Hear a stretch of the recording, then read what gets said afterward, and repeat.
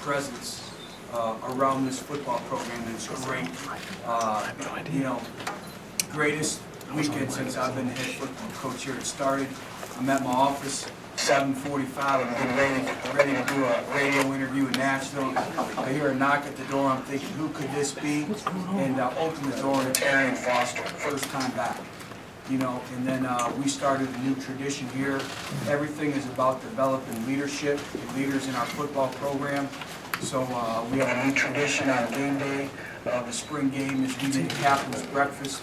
And I asked 3 individuals to come back and speak to our football team. Obviously Charlie Anderson, and a great friend of the program and everything that he's met. Eric Ainge, who has a great story to be told, and Al Wilson. First time Al's been back in a number of years. And that's all part of character development, that's all part of leadership, and they spoke about what it means to be a senior in our football program. And I think the big thing is our players see the amount of work that has to be done over the months, the summer months. And it becomes our strength and conditioning staff and their football team, as it's all player-driven workouts. And we have to be in game condition. We're not in game condition any way, stretch form, any way you look at it. I told them we played about a half of football today. So our tempo has to increase, our physicality, our overall timing in the throw game, our endurance. I think what we found, especially in the first half, is football is a game of field position. And I think it's a lot of teach points that occurred, especially in the first half, critical downs. You know, 4th downs, I wanted to put our offense and defense. We had 1 offsides on a 4th down play. Those are things that you can't make those mistakes and play winning football. So, you know, I'm very encouraged by what I see, but obviously there's a lot of work that needs to be done in the next couple of months. But I'm encouraged with the leadership. I can feel this football team growing closer and closer together. But we have to get a lot better over the summer months. I'll answer any questions you may have. What kind of message do you think you send about the program Well, I think the message is loud and clear, that there's no other place in the country like Tennessee. And that's not recruiting. All you have to do is look at evidence. You know, the success of the program, the leadership, people are your greatest resource. The leadership from our administration, our fan base, our coaching staff. And we're going to attract the right players to come play football here at Tennessee. Why would you not want to come here? When you see this environment, when you see the chance to build something special, and it takes a little bit more from an individual to come here. You know, it's easy for somebody who maybe lacks some competitiveness to say, hey, I want to go to a program that's already established, where I can come here and leave a legacy and getting this storied program back to where it belongs. So I think it spoke volumes today. After spring, how open is the quarterback position going into day 1 of fall camp? It's still wide open, and it's just like every position, it'll be wide open. And the growth that a football team can make from May to the end of July can be monumental if they buy in and they work exceptionally hard. Plus, you know, we have our freshmen reporting in June, and that's one of the things that we were able to attract a top 25 class here is to be able to tell them you can come in and have an opportunity to compete and play. And we're going to do that. And it's great. We'll have most of them here in June. Any specific areas that you were encouraged by toward the end of spring, maybe even today, with the run game, run stop? Yeah, I thought up front, you know, defensively, I thought we did some great things at the line of scrimmage. You know, but again, it's you know, big plays on defense either occur with missed assignments or mental errors or lost leverage on the football. And there's a couple times when we're doing a great job defensively, and then we don't leverage the football and the ball bounces on the outside, and that's all discipline and aiming points. But I was encouraged by, you know, we've had a grueling and grinding spring football session. And on Wednesday, we strapped it up and we got after it pretty good. So I saw some tired legs. But again, I just think the overall mentality of our football team, and you win with team chemistry, you win with being disciplined, you win with being a team that doesn't hurt itself. So I'm encouraged in those areas, and they're going to play exceptionally hard. What we have to find is playmakers. I think everyone in this room sees the same thing I saw, is you can't be perfect in today's world of football, especially in the SEC. You need individuals to step up and make a a back shoulder throw to make a back shoulder catch, a one-handed grab. We didn't have balls on the ground defensively. We got to force turnovers, fumbles. On the other side, I like that we didn't have any fumbles, but we have to force turnovers and generate that. So there's a lot of things to work on, but I tell you what, this football team is as eager and willing as any team I've ever coached. Butch, Alton Hill had over 100 yards rushing today. Can you just talk about his development from practice and what he did today? I think that summarizes his spring. His Alton Hill has been a great surprise. Does he still have a long way to go? Yes. Did he leave some yards out there? Yes. Cutting off the wrong foot and all that. But he's been an individual who's had great consistency in his performance. And he comes with the mentality to get better each and every day. He's become much more physical. And so I'm really, really encouraged by what I've seen from him. But when you speak to the front seven, and particularly the penetration, tackles for losses, that's a couple of scrimmages, and especially today, that really seemed to jump out. Yeah, and it was great to see on defense.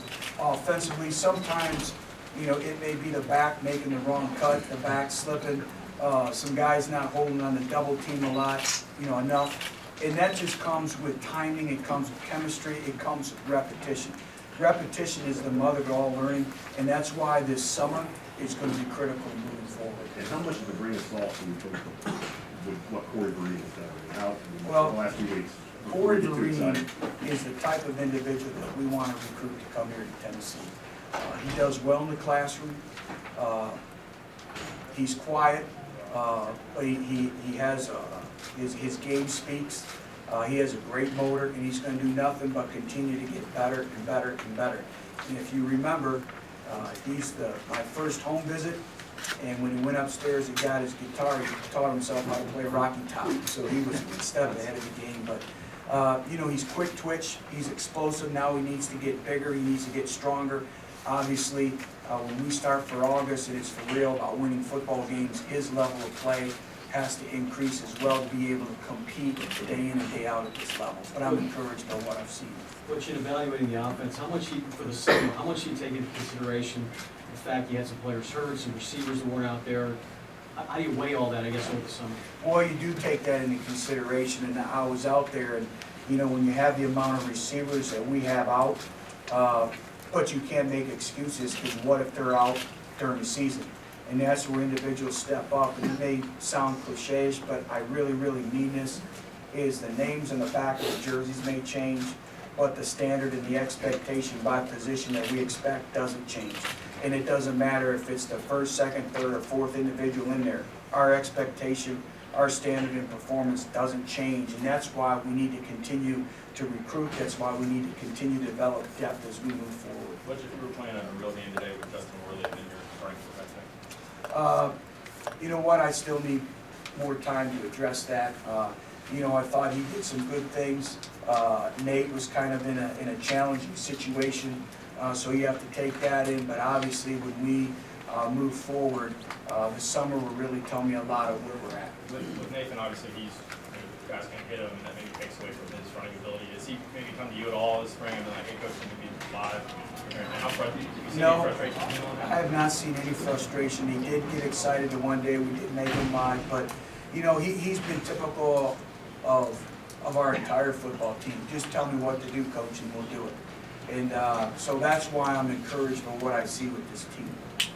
What did you say to Brian Randolph today? Things just seem to look more solid. In other words, if you out there, things just seem to look more solid on the back end of the out there. Brian's slowly starting to work his way back, when he's really being in game shape. And he's been, he's still hampered a little bit from the recovery of his injury, but it was very encouraging for me to see his play. I thought he really elevated his play today, and we're going to need that, obviously, down the stretch here in the summer and in the fall.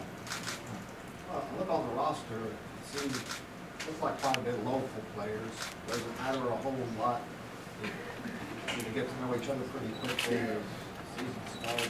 Well, we do so much team building stuff. I think it does help, though, when you're a local player, when you're a player from the state of Tennessee or even Atlanta, 2.5 hours away, is that it's unique for the parents.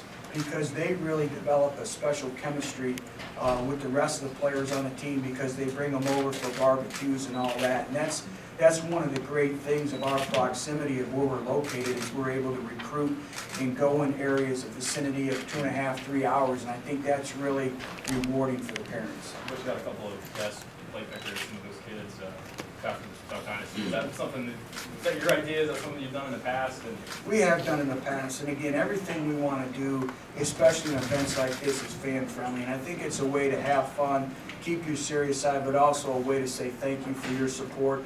And those young people, those little kids will remember that the rest of their life, and it's all about growing up with an affinity for the University of Tennessee, and that just helps that process. I know that there's been a lot of guys on the team, as you said, have improved a great deal in the past month, but what made Matt Crowder and Marcel Sapp stand out as the winners on each side of the ball here? Good question. I think, first of all, high level of consistency. They didn't miss one rep in practice. And Mac has been hurt.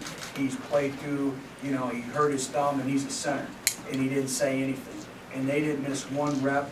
They have had a very high level of consistency, but they progressively got better from practice 1 all the way to practice 14, and they were very deserving.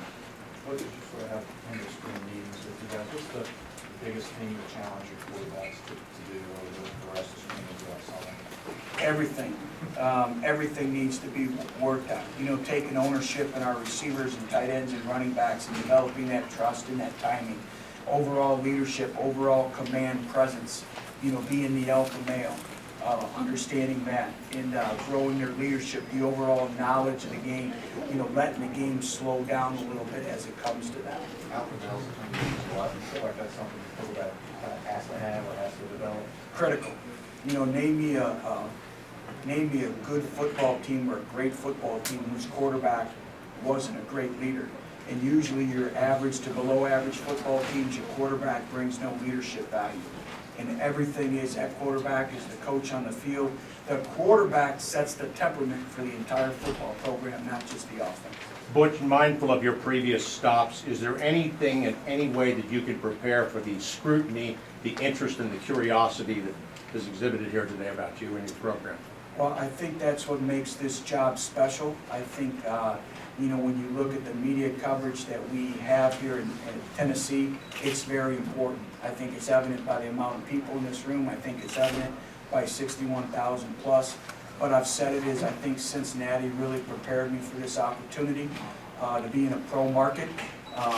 In the scrutiny that's there, that 4-8 season was probably the hardest thing I've ever endured in my life. And I think that prepared me. A lot of times when you're suffering adversity, they say adversity is, if it's the greatest life lesson, how come nobody wants to experience it? So I think that helped me prepare, and I love it. As a football coach, you want to coach, and as a player, as a recruit, whatever it is, you want to play in a program that's important. And obviously the magnitude of Tennessee football is nationwide. Talk about the need for playmakers. Everybody here can kind of see it, that the guys just making plays is what this program needs. How much of that can change in one summer? I mean, how much is realistic to expect? Well, I think we do have some playmakers, I believe. I think Alton Howard can be a playmaker. I think Devin Young can be a playmaker. I think Rajon Neal, in his own way, can be a playmaker. I think we have some playmakers. Alden Hill can be a playmaker. But it's just a level of consistency. We need to get back some of the wideouts. They can't miss valuable reps. But we have to have the ability to spit a 5-yard throw out and turn it into a 25-yard game. And the only way you do it is, especially from our slot receivers. That slot receiver, every time we've had success in our offense, our slot receivers have been dominant. You look at Antonio Brown, 3 years at Central Michigan, who's now at the Pittsburgh Steelers. He had 100+ receptions each year. You look at Anthony McClung at Cincinnati. You can go round and round. And that's what we need from Devin. That's what we need from Alton. And they have to play themselves into great physical shape. And you do that by really demanding of yourself each and every day. Coach, from the outside looking in, it seemed that Dan McCullers probably got pushed harder than maybe anybody on the team, or as hard. Can you just assess? Yes, you are right. Can you assess just kind of? You know what? I was really encouraged by Dan McCullers today. And I think we probably pushed him the hardest. because we need him to be a dominating defensive tackle. We need him. And he has that ability, but we have to get his motor running on every snap. And again, it's that endurance. You know, what is it when it's 4th and 1 and it's the 7th play of the drive? You know, Daniel McCullers can be a playmaker. You know, you don't have to be a playmaker just offensively. We need those defensively too. And I was really encouraged by his play. He's been attentive in all meetings. He's been willing. He wants to be coached, and I think he's very blessed to be coached by Steve Stripling, who I feel is the best defensive coach in the country. I felt that for a long way, and they're really listening to the coaching that's being done. Coach Jake said earlier in the week that I guess only about 50% of the offense was installed during spring ball. Where does that put you going into fall camp? Are you behind where you wanted to be? Are you kind of right on schedule? I think we're right on schedule. I think too much is made of scheme. It's all about execution. You know, we're going to be an execution-based offense, defense, and special teams. Why would you even put more stuff in if your players aren't executing it at a high level? You know, we have to be able to complete the hitch. We need to be able to complete the 3-step slant before we can graduate. And I thought that at the end of spring we started to be more consistent, but we have to master the tools of the trade, the fundamentals, the small details. You know, you look at the offense that don't execute, they probably have a high volume and they never master anything. They don't own anything. When it's 4th and 3 and the game's on the line, whether it's Austin Peay, whether it's Oregon, whether it's Florida, whether it's Georgia, it doesn't matter. When we call that football play, our players have to have a high level of confidence that they've repped it over and over and over again. It doesn't matter what the coverage is, they're going to execute. Coach, can you tell me a little about Joshua Dobbs and how he fits into your system and what his arrival will be to this quarterback battle? Well, I think, you know, obviously Joshua Dobbs coming in, but also Riley Ferguson as well. You know, we have 2 very outstanding young men coming in. I think that's going to add to the overall quarterback competition. You know, and Charlie High as well. But, you know, I think the big thing is that we're still behind in our scholarship numbers there. And we always talk, you know, we just talked about the quarterback sets the temperament of the program.